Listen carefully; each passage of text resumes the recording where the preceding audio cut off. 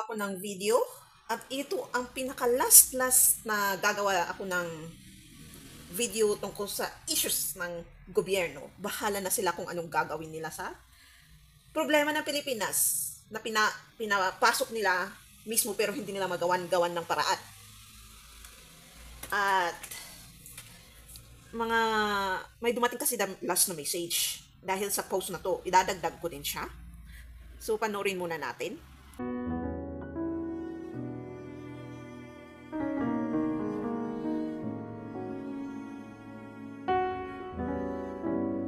So, dahil sa post na to, may dumating na mensahe.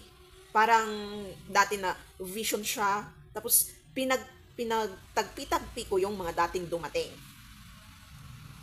Nung una pang hiling ko mas malakas kasi yung yung message na dumadating nung panahon na yon, yung healing na parang pag dumating is bumagsak sa utak mo na hindi mo rin maintindihan kung totoo o hindi. Hanggang matututunan mo naturally darating sa iyo yung mensahe, yung vision. So, dahil dito, so totoo yung bigla kong na isip na message sa mensahe na dumating noon na fake lang naman yung ginawang paglalaban sa drugs noon. Isang paraan ng gobyerno para ipalaganap yung COVID na yan at tutukan natin, kunwari yun kunwari nilalaban yan yung COVID. Tapos biglang ibagsak, yung drugs tapos biglang ibabagsak yung COVID. Tapos mamaya, para ipaturok sa atin yung vaccine na yun na lalong nagpapalala ng ating sakit. Katulad nung nasabi ko sa videos ko na iba, na parang yung dating allergy ko na sa isang area at maliliit lang, parang buong katawan na nangyayari. Yung meron pa akong nirecommend na might spray and sabon, diba? Nung ginamit ko ng ilang araw, parang walang effect. Dati-rati namang ginagawa ko yung pag-spray, gagamit ng mga sabon na aalis ng mites or fleas sa katawan. Hindi pa rin maalis-alis yung kati at napapansin ko yung kati is nanunuot sa loob ng katawan. Tapos parang meron kasi gumagalaw sa loob ng katawan eh. Yun ata yung tinatawag nilang nano technology na parang mucus na gumagalaw. Kasi minsan, ako sa noo ko, napaganon ako. Parang may gumagalaw na gumaganon at nararamdaman mo din kung veins yun dito, ewan ko kung saang banda, basta dito sa gilid. Yung parang may gumalaw talaga. So may ginagawa din sila sa utak natin dahil dyan sa technology na yan. Napapansin ko din parang may nakakaalam ng iniisip ko. Kaya minsan, kung ano na lang iniisip ko para... Kasi ang hinipilig ko din naman mag-isip. At kaya ko namang i-tolerate yun. Diba sa pag-iisip is sasakit yung ulo mo, sasakit yung ganito, ganyan, sa part sa ulo. Minsan, oo sa akin, pero most of the time, hindi actually. Kung kaya mong i-ground yung sarili mo sa pag-iisip kung ano-ano. Para guluhin ko lang kung anong kukunin nilang impormasyon. Hindi lang tungkol sa pag-hack ng gadget at kung ano-ano ang ginagawa nila. Kaya sabihin ko ng ang totoong nakalimutan ko tuloy yun, yung sasabihin ko. Yung part na nakakabasa ka ng isip, hindi yun ang totoo. Kundi sa energy and frequency yun. Darating, ma-vibe mo siya at yung informasyon pupunta sa utak mo at ipoprocess nun at sasabihin ng bibig mo. Ganun yun. Walang totoong nakakapag, ano ng, diretso pupunta sa utak ng tao at malalaman niya sa energy frequency at galaw ng tao at reaction at emotion na binigay niya sa'yo. Doon mo mababasa ang tao. Hindi totoo yung sasabi ng nakakapagbasa ng utak. Yan. So, yan. Balik tayo. Dahil sa video na to, at sinabi pa, di ba, sa video na yon na ang kinuha na past president natin na kanyang tagapagbigay or advisor ay isang drug lord sa China. And saan nang galing at unang pinalaganap yung COVID na yan is sa China, di ba? And ang China, may nakita kasi akong post noon na nagkakaproblema yung leader. Kasi nag-invest siya sa ibang bansa. Hindi lang sa pharma. Kasi yun doon nang galing, di ba? Yung pinakamalaking pharma na company.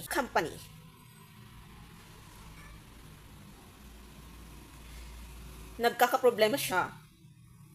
At napapansin kasi nila, after ng COVID, oo, may mga taong namatay. Pero sa tingin ko, ang unang-unang dahilan ng pagpapakamatay. Isang dahilan din 'yung kasi may mga issues sa nung pandemic, yung pagpapakamatay. Ang main na dahilan ng kung bakit namatay ang mga tao is yung stress, depression, and anxiety. Na nung binigay pa nila yung vaccine na yun, na-boast yung stress, depression, and anxiety ng tao. Hindi lang kasi cancer ang pumapatay ng tao eh. Stress, mas malala yung stress, depression, and anxiety. Minsan, allergies din. Malala din siya parang cancer. Pero pag kaya mo, lalong-lalo kung andyan ang Diyos sa buhay mo, binibigyan ka talaga ng protection. Kasi meron yung nanotechnology na yun eh. Yun yung color green na sinabi ko noon na lumabas, malaki yun ah. Pero sa tingin ko, may naiwan na kahit maliit yan, nakakakuha pa rin ng informasyon sa katawan natin kung ano nangyayari sa katawan ng tao. Kasi may message akong binigay noon, di ba, na pati sa Coca-Cola, may nilalagay sila. So doon din siguro nila, kasi bakit ang pinaka malaking company sa ibang bansa is about pharma.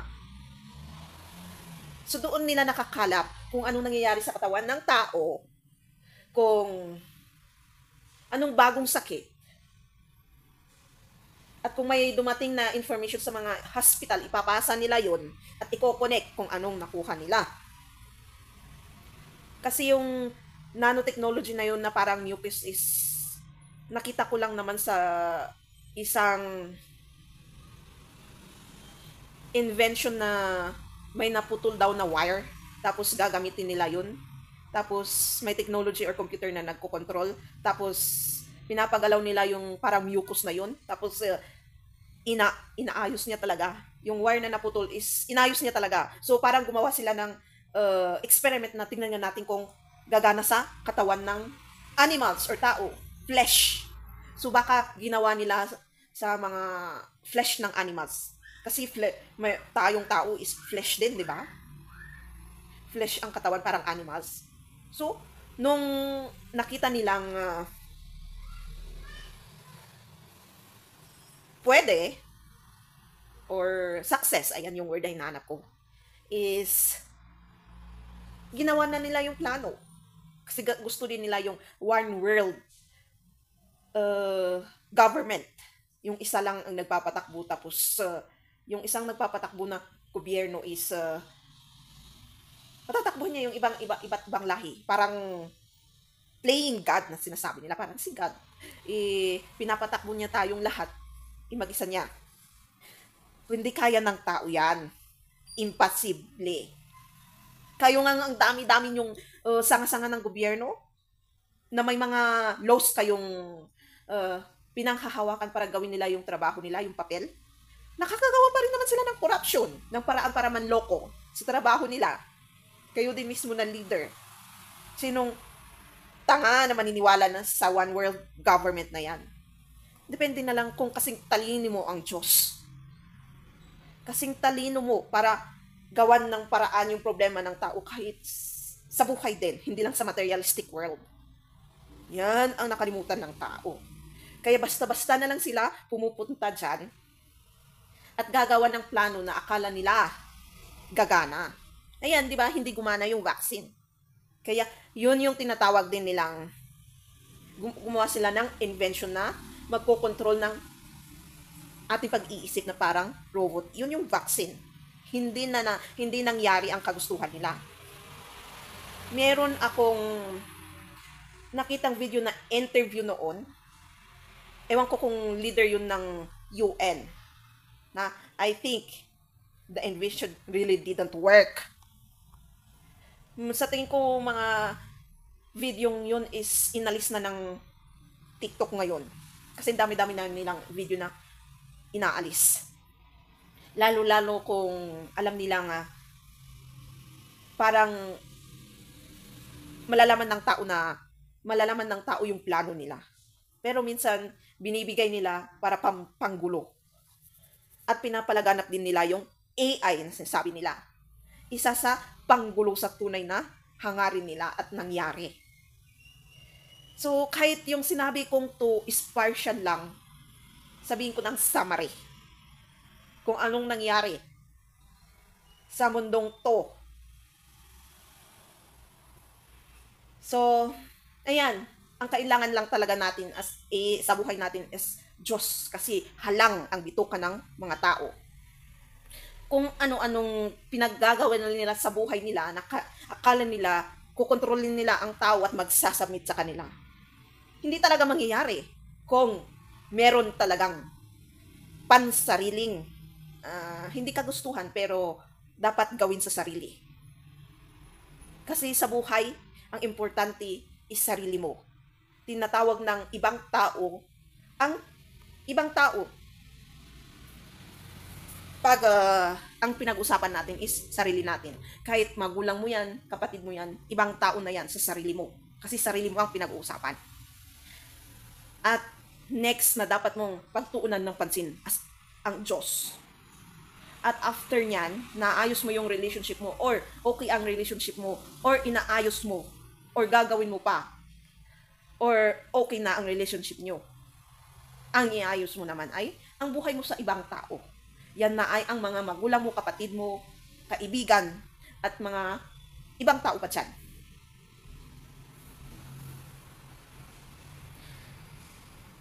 So, paano ka naman magsasubmit kung ang kailangan mong pagsubmitan ay ang sarili mo, lalong-lalo ang Diyos? Sa kanila pa kaya? Sila ang third party eh. Yun din ang lagi nating nakikinig, naririnig sa mga message na dumarating sa mga tarot readers and English talker message giver. The problem is the third party. Sila ang third party. Ikaw ang first party, second party as ang Diyos. Tapos third party ay ang ibang tao. Totoo yan. Mostly, kung hindi ikaw ang first party ang problema, kasi unang-una, hindi naman natin problema ang Diyos. Tayo lang ang unang-unang gumagawa ng paraan para hadlangan din ang sarili natin. Sa kagustuhan ng Diyos na mangyari sa buhay natin, yung magandang mangyayari dapat sa buhay natin. Kasi kahit sa Biblia or paniniwala noon pa ng ancestor natin or kahit ngayon, kahit ano man dyan ang tanungin natin, ang gusto ng Diyos ay ang ikabubuti natin. Pero sa isip natin, dahil sa self-centered na gusto natin makuha lahat ng gusto natin, ang sa isip natin is, kung maganda talaga ang gusto ng Diyos sa akin, bakit ganito ang buhay ko? Tanungin mo yan sa sarili mo, hindi ang Diyos. Ikaw ang dahilan at humadlang sa mabuting buhay na kagustuhan mo. Lalong-lalo kung paano ka pa mag-isip, paano ka magsalita sa sarili mo at sa iba. at paano mo yung gawa pa. Yan, balik tayo. So, bigla ko tuloy na nakalimutan yung ano ba sasabihin ko. Pero sa tingin ko, na-explain ko naman. Balik ulit tayo sa... Basta ang importante is, i-fix mo muna ang sarili mo. Tapos, kung hindi mo talaga ma-fix, kailangan talaga natin i-connect ang sarili natin sa Diyos. Iayos natin yung faith and believe natin sa Kanya. Lagi kong sinasabi yung formula. Reflect. Accept, hindi lang yung kagustuhan mo, kundi yung ayaw mo din. And repent. Repent din dyan sa sarili mo na parang example, inaccept mo na alam ko ako ang dahilan din kung bakit hindi tayo nag-aabundant and nagpo-prosper sa buhay. Yan, nandun na rin yung repentance doon. Tapos, pupunta ka na sa Diyos na patawarin mo ako, Panginoon, na naging ganito ako. Parang ganun, bahala ka na. Tapos, others. Kasi sisimulan mo sa sarili mo muna. Tapos yung relationship nyo sa Diyos. Tapos yan, others. Kung anong ginawa mo sa kapwa mo. Ganun din. Reflect, accept, and repent. Sa sarili mo at sa Diyos. Pag-aas ng... Pwede namang kung hindi mo kayang gawin sa ibang tao na pumunta doon, face to face para humingi ng tawad, diretso ka na lang sa Diyos. Pero minsan kasi pag hindi tayo gagawa ng paraan na pupunta sa kapwa natin dahil sa mga nagawa nating pagkakamali is syempre yung taong yun is kinikimkim pa yun. At least kung hindi mo kayang sabihin diretsuhan yung sorry is makipag-conversation ka sa taong yun ng tama lang. Yung hindi, siguro meron din pa rin yung yung sakit ng loob sa pag-uusap, pero at least yung makakapagluwag loob sa inyong dalawa. Then, ask forgiveness sa Panginoon din. So yan, balik tayo sa pinag-usapan nating, excuse me, plano nila. Ayan. So balik tayo sa pinag-usapan nating nangyayari dito sa ating bansa.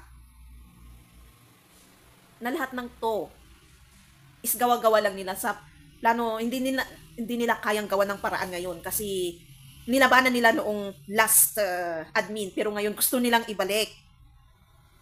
Kasi lagi kong sinasabi na sila din mismo ang gumagawa ng plano.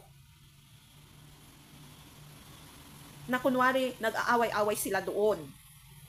Pero may part siguro na talagang nag-aaway sila kasi hindi na nila gumagawa ng paraan. Kasi bumabangon na yung mga tao, nagko-complain na sila. Ayan kasi, ito yung sabi mong plano, yan kasi ganito, ganyan.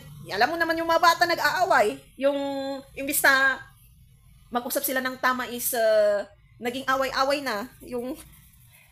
Yung tantrum. Kaya noon sinabi ko, kid energy pa tayo. Kasi kung talagang matured ka, mag-iisip ka ng tama. At gagawa ka ng paraan. Kung may kinaaway ka, pupuntahan mo yun, mag-usap kayong tama. At masinsinan.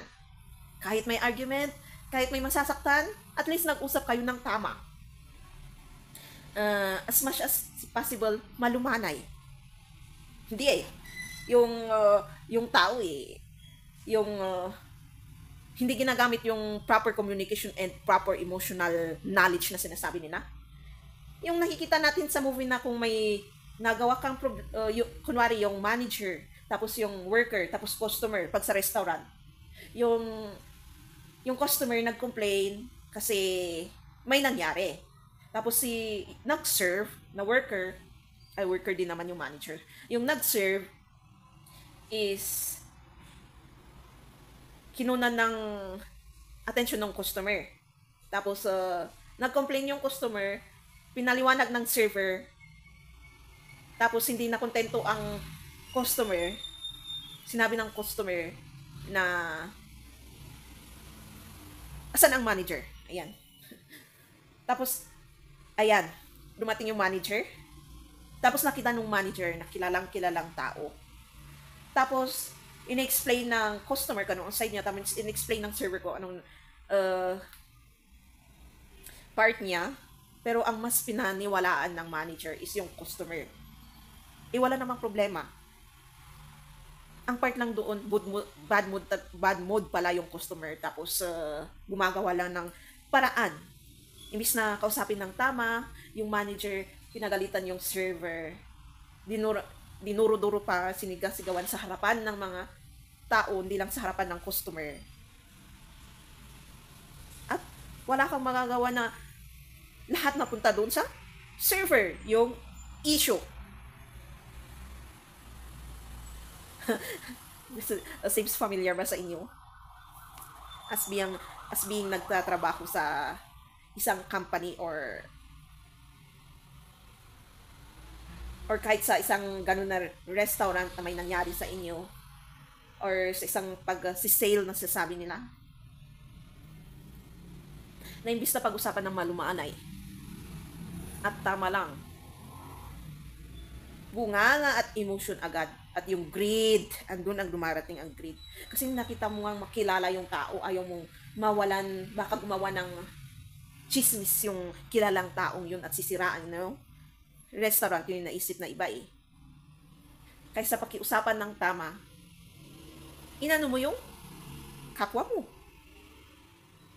May malaking kasalanan at pagkakamali doon, di ba? Lahat sila naging greed. Except doon sa server na siya lahat. Anong ginawa kong mali? Hindi ba tama yung ginawa ko? Yung nasa ulo, for sure, nasa loob nun. So, nagiging greed din ang isip nung sa worker na yun. Ika-curse na both yung ano na yun, porkit mayaman ka, porkit ikaw yung manager, akala nyo kung sino kayo. Magiging greed silang lahat. Emotionally greed. Disappointment, greed. Yan. Ganon ang tao. Nag-kid energy pa. Kung akala natin natutunan natin lahat, mawawala yan. Makakalimutan natin yan. Kung tungkol sa ganong sitwasyon. Yung parang wala na tayong pinag-aralan. Kasi ang pinaka-importante is buhay. Spiritual. Hindi lang physical. Kasi ang mauuna is spiritual muna bago physical. Para ma-handle mo mabuti ang business mo or maparaming pumupa or makagawa ka pa ng or kung problema mo yung yung budgeting na yan na parang isang tubig lang na natapon. Ayusin mo yung sarili mo. Nasa spiritual din yun. Kung anong dapat mong i-accept na hindi maganda sa uugali mo na kunwari kung may nakita kang wow, maganda sa mata mo, iwiweigh mo ba yun wants or needs or mas importante yung mag-ipon ka para may mapundar ka naman pagtanda mo. Yun ang problema nating tao. Or yung pagbibili din ng yung mamahaling magamit na kilala, brand na kilala. Yung mas importante ba yun? Para may... Kasi darating din yung na problema na iisipin mo yung para sabihin, magkaroon na rin ako ng ganitong brand. And meron kasi yung self-placing na sinasabi nila. Naboboast yung self-centered natin kung piniplace tayo na, wow! Mayaman ka na or nag-advance na ang buhay mo kung nakita nila yung branded na gamit na yun. Wow! Sana all, yung sasabihin ng ibang tao tapos gumagaan at gumaganda yung yung loob. Yung parang kang nagpa-fly dyan sa ulap. Dahil sa kasiyahan na naramdaman doon sa placing ng ibang tao. Yun ba ang uunahin? O yung totoong pleasing na kung may pinundar ka, may naimpong kang malaki. Is yun ang totoong kasiyahan, di ba? Na hindi mo na pag may dumating na problema, hindi mo problema kung saan mo kukunin ang ganito, ganyan. Kaya dumarating ang stress, depression, anxiety kasi pag dumating ang problemang to, wala tayong ilalabas. Lalo pag sakit yan. Yun din naman ang problema ko. Yun yung napansin kong inaayos ko ngayon. Sinisimulan ko. So, kung nasimulan ko na sa sarili ko, now alam ko na yung gagawin ko sa sarili ko, ia-apply ko na sa physical. Ganun yun. Yung part ng healing and spiritual na akala mo madali, hindi pala. Na madali, na hindi pala. Parang madali siya na hindi. Madali, pero hindi. May part naman na medyo madali na siya or madali kung sinanay mo na ang sarili mo na ay, napansin mo yung dahil sa observation is, alam mo yung hindi magandang dating ginagawa ng sarili mo sa pag-uugali mo na dapat mong tutukan at gawin ng paraan. Ayan, kaya importante yung reflect, accept, and repent para yung observation is gagana din sa utak. Para hindi ka bulag-bulagan at bingi-bingihan na lalabas yung complain and compare. Tapos nadamay pa yung iba dahil sa problema mo sa sarili mo. Na actually tayo pala ang humahadlang mismo sa sarili natin. Minsan may part ang iba. Kasi kung napansin nila na isa kang lively na tao or kung parang walang problema kasi marunong kang mag-ayos ng sarili mo, marunong kang itago or tinututukan mo yung sarili mo kasi ayaw na ayaw din ng mga tao yun yung tinututukan mo yung sarili mo kasi hindi nila magawa yun.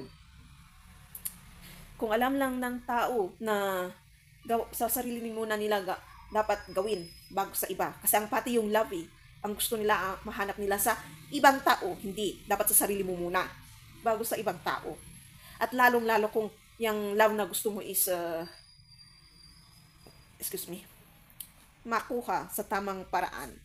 Sa Diyos ka pumunta. Hanapin mo muna yung sarili mo, tapos hanapin mo yung totoong love sa Diyos. Kasi siya ang magtuturo sa'yo kung paano talaga ang feeling ng love. Yung akala natin na ginagawa natin is love, is control pala yun.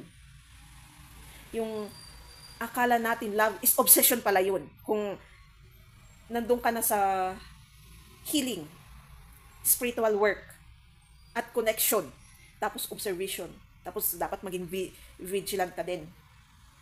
Kasi darating yung vision kung bakit kailangan natin. Kasi magtatanong ka sa sarili mo, bakit kailangan ng tao ng ganito? Bakit kailangan ng ganyan-ganito? So may darating na vision. Ay, kaya pala, yan is a part of realization also. Ni-realize mo na kung bakit ganun pala. So, naintindihan nyo ako? Sana naintindihan nyo. So, yan, balik tayo. Ayan, yung kid energy. Yan, yung ginagawa natin is kid energy. Yung divisions na ginagawa natin. Yung group na ginagawa natin. Yung mga plans natin. Nasa kid planning pala. Wala tayo sa proper using of intelligence, wisdom, and knowledge. Akala nila natin, ang galing-galing natin. Kasi ang galing din natin mag-invention. Pero pansinin nyo, yung sarili nyo, kahit magaling kayong mag-invent, maganda ba talaga ang relationship nyo sa sarili nyo at sa ibang tao? Or 100% pakikipagplastikan lang? Na kailangan mong gawin ito ganyan kahit ayaw mo. Diba? Ginagawa mo lang para ano? Kasi ang natural na talagang pakikipagsalamuha is hindi pakikipagplastikan. Darating at darating din yan yung proper communication na sinasabi nila sa ibang tao. Pag ginawa mo yung inner self mo.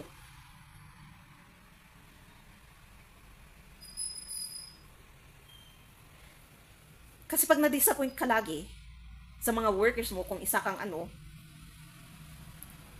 Sa nangyayari, laging init ang ulong nangyayari, di ba? Kaya ang mga billionaire or millionaire na may mga hinahawakan na malalaki at madaming business is, sila din ang pinaka kakaiba at malalang sakit sa cancer. Cancers sa utak, sa katawan, o kahit ano dyan. Kaya gagawan din nila ng paraan. Kahit karumal-dumal na klase ng culture rituals katulad ng kung hindi gumana yung science na sinasabi nila, yung transplant ng ganito, tapos may suggest yung mga ibang tao na kailangan mo ng spiritualist, tapos pag sinabi ng culture na yun na kumuha ka ng isang bata at iaalay natin, ayan na, darating ang mga ganun na problema. Dahil doon, dumagdag pa yun sa problema mo, sa sarili mo. Lalo-lalo sa Diyos. Ayan, connected din naman yan sa nangyayari sa mundong to. Yang hindi natin maintindihan at physical na hindi rin natin maintindihan at mga pinagplano natin na walang ikakabuti sa atin. Ayan. Yung pinagtagpi-tagpi kong nangyari at problema ng mundo. Na kung bakit ginawa nila yon at nangyayari ngayon sa gobyerno kasi nagkakagulo sila, di ba? So, ang next na administration na lang, kung gagawin niya yung talagang trabaho nila. Hindi lang presidente, kundi hanggang sa mababa na sanga niya. Kung iaayos nila ang sarili nila, talagang gagawin nila yung trabaho nila at iisipin yung itutulong sa community nila. Hindi yung hihintayin yung sweldo lang or kasi yung iba is kinukuha nila yung posisyon na yun para sa image nila. Pagpapasikat na sinasabi nila. Kasi ganun ang tao ngayon eh. Yung pagpapasikat kung anong nakikita ng tao sa kanila. Pagpapakain ng self-centered. Adonis part. Na dahil na in love ka masyado sa sarili mo, gustong-gusto mo yung pinapakinggan yung blessing ng iba. Naging Adonis na ang tao ngayon actually. Wala akong pakialam sa iyo kung wala kang binigay na ikakaganda ko. Yun ang pag-iisip ng tao. Kaya malapit na talaga ang magunaw ang mundo. Naging self-centered lahat ng tao. Kung hindi nila gusto yung napakinggan nila, lalong-lalo yung katotohanan. Siyempre, kung sinong nagsabi, yun ang may kasalanan. Lahat. Kapal ng mukha, no? Hindi nakita yung sarili. Bago sinabi yung makapal ng mukha. Sabihin ko din kapal ng mukha nyo. Kung sasabihin nyo yun. Ang yabang. Sasabihin ko din sa inyo, ang yabang nyo. Anong pinagmamalaki nyo? Yang ugali nyo hindi maganda? Ako, may karapatan akong magyabang kasi ginawa ko ang work ko sa sarili ko. Bago ako magsalita mga ganito na pinagsasabi ko, siyempre, paano mo naman malalaman ang informasyon kung hindi mo ginawa? Kung hindi mo din, hindi ka nag-realize, hindi ka nag-reflect, wala kang inaccept, wala kang nirepent. Lahat naturally. Kahit kaliit-liitan na kasalanan mo or malaking kasalanan mo, pwedeng honestly sabihin mo nang walang shame, bahid na shame. Ibig sabihin na yun, perfect ka na. 99%. Kasi 1% is, meron pa rin naman yung, kailangan mo pa rin mag-lie, yung sinasabi ng white lie. Para sa pansarili na may mga bagay na hindi dapat nating sabihin eh. Yan ang 1%. Kasi pag sasabihin yung 1% na yan, yung mga taong halang ang pag-iisip, gagamitin sa halang na pag-iisip at gawa at pagsasalita.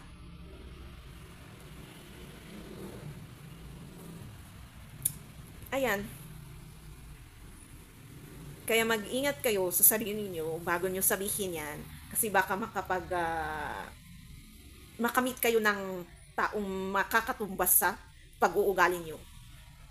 Yung parang iba, binabalik yung ano, Alam ko makakapag-meet din ako ng ganun eh.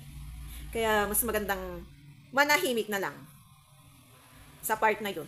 Kasi walang mananalo sa... Kaya ang napansin ko din, ayan, mananalo sa toxic na tao. Yun ang sasabihin ko sana. Kaya napansin ko din, may toxic na tao para sa taong gustong matuto talaga. Hindi lang sa materialistic world or physical world, pero sa buhay talaga. So, everything has a reason and meant to be.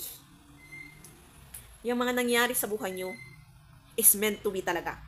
Kung hindi nyo nakita yung signs, problems, or messages, simulan nyo na ngayon na gawan ng paraan.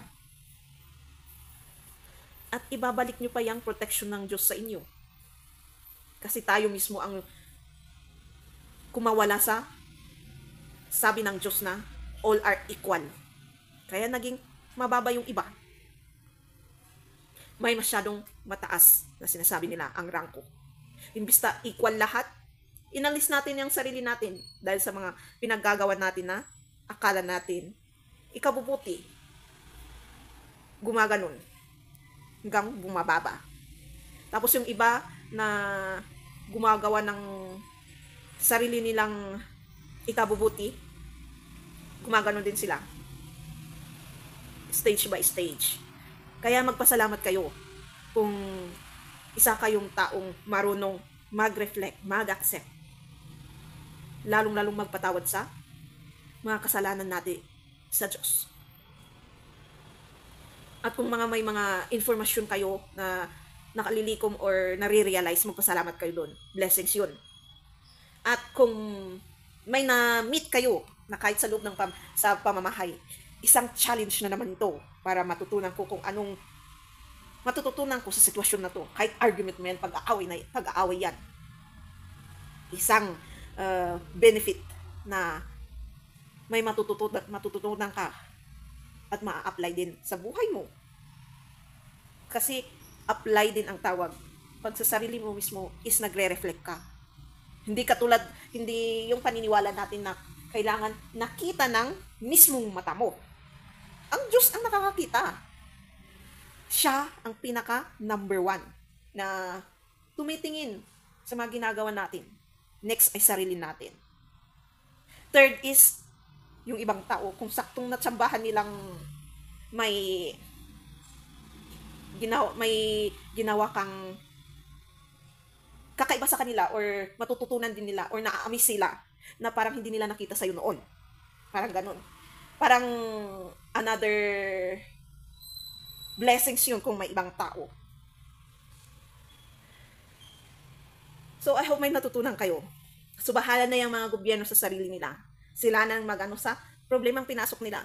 Kasi sa tingin ko is gusto nilang ibalik yung dati eh. Yung may drug lord, may ganito, ganyan. Ewan ko ba. Baka minsan dahil sa human trafficking na yan is hindi lang about sexual human trafficking nila ginagamit eh. Sa tingin ko pati invention. Kumukuha sila ng iba-ibang bata sa buong mundo. Kasi ang mataas na company is yung pharma eh. Para pag-experimentan kung paano mag-isip ang iba-ibang lahi. Parang may nasabi akong secret nila. Kaya minsan may human trafficking. At kasi problema ng mundo ngayon yung pera, para ma-maintain nila yung pera na yan, pag-scam. Yung mga binigay kong iba't ibang klaseng scams dito sa channel na to at sa kabilang channel ko. Yan mga example ng paano sila mag-scam. Yung mga big companies, organizations, or gobyerno mismo din. Alam nila yan. Tapos, ano ba?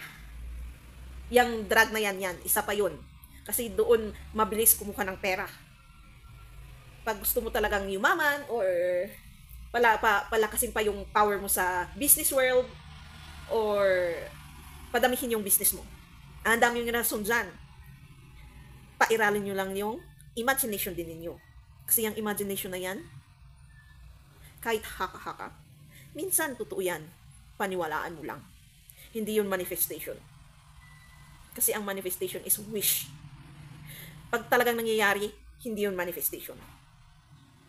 Siguro, nahulaan ng imagination, ng utak, I mean. Hindi na kasi ewan ko ba kung bakit nag-invent ang tao ng imagination mo lang yan. In-invent lang talaga nila siguro yun para mag-doubt ang tao at mag-fear. Na mag-imagine ka. Na mag-isip ka. So, minsan yung imagination na yan, ano pala? Nangyayari. Kaya, ingat-ingat din tayo sa taong magbibigay ng doubt sa sarili natin at kung anumang dumating na, information na, pwedeng totoo. Para mapatunayan mo yung information sa'yo na dumating na nagda-doubt ka kung totoo or hindi, i-pray mo sa Diyos at mag-search ka. Kung may hint na sinabi yung mga tao sa mga napanood mo, doon mo na mapapatunayan na totoo. Kung kunwari lang yung imagination mo is about sa sitwasyon na sa isang official na gumawa siya pala ang drug lord. Tapos bigla mong naisip na yung mga pinagsasabi niya parang siya yung drug lord. Imagination, very broad sinasabi na. Yung imagination mo, parang kung may kasama ka doon, tignan mo nga yung imagination mo, parang masyadong kung saan-saan napupunta, sasabihin ng kasama mo. Gumawa ka ng paraan kung nagda-doubt ka na parang siya yung drug lord, hayaan mo lang yung sinasabi ng kasama mo. Yung mga pinapanood mo. Tapos biglang may dumating na ibang tao na or may kinakausap ka face to face or nabasa ka sa libro. Paano kung tumingin ng signs yun ang tinuturo ko. Kung may libro kang nakita na nabasa na how to know if the person is a drug lord. Ganito, ganyan ang sinasabi. Tapos yung sinasabi ng taong yun is saktong-sakto. Nagmamaang-maangan pa to, siya pala ang drug lord.